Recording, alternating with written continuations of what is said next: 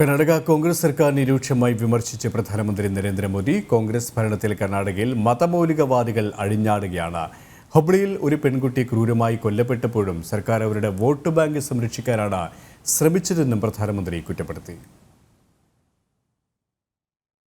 കർണാടകയിൽ ബഗൽകോട്ടിൽ തെരഞ്ഞെടുപ്പ് റാലിയിൽ സംസാരിക്കവെയാണ് സംസ്ഥാനത്ത് കോൺഗ്രസ് ഭരണത്തിൽ മതമൗലികവാദികൾ അഴിഞ്ഞാടുകയാണെന്ന് പ്രധാനമന്ത്രി നരേന്ദ്രമോദി കുറ്റപ്പെടുത്തിയത്.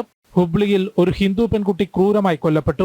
വിഷയത്തിൽ മാതൃകാപരമായി നടപടി സ്വീകരിക്കുന്നതിന് പകരം വോട്ട് ബാങ്ക് സംരക്ഷിക്കുന്നതിനായി കൊല്ലപ്പെട്ട പെൺകുട്ടിയെ അപമാനിക്കാനാണ് കോൺഗ്രസ് സർക്കാർ ശ്രമിച്ചതെന്നും അദ്ദേഹം പറഞ്ഞു.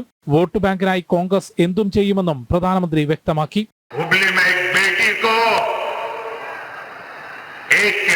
एक के बाद एक चाकू के घाव मार दिए जाए, लेकिन यहां की पूरी सरकार वोट बैंक को बचाने के लिए बेटी के सम्मान पर ही हमला करने में जुट गई।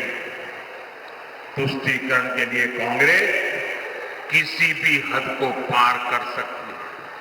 साथियों, कर्नाटका में कट्टरपंथी ताकतें बेलगाम हुई है. കർണാടകയിൽ തന്റെ സ്വന്തം കടയ്ക്കുള്ളിൽ ഹനുമാൻ ചാലിസ കേട്ടിരുന്ന കടയുടമ ആക്രമിക്കപ്പെട്ടു. ഇത്തരം സംഭവങ്ങൾ ആവർത്തിക്കുകയാണെന്നും സർക്കാരിന്റെ അനാസ്ഥ സംസ്ഥാനത്തെ സമാധാന അന്തരീക്ഷം തകർക്കുകയാണെന്നും പ്രധാനമന്ത്രി പറഞ്ഞു. ജനം, ഡൽഹി.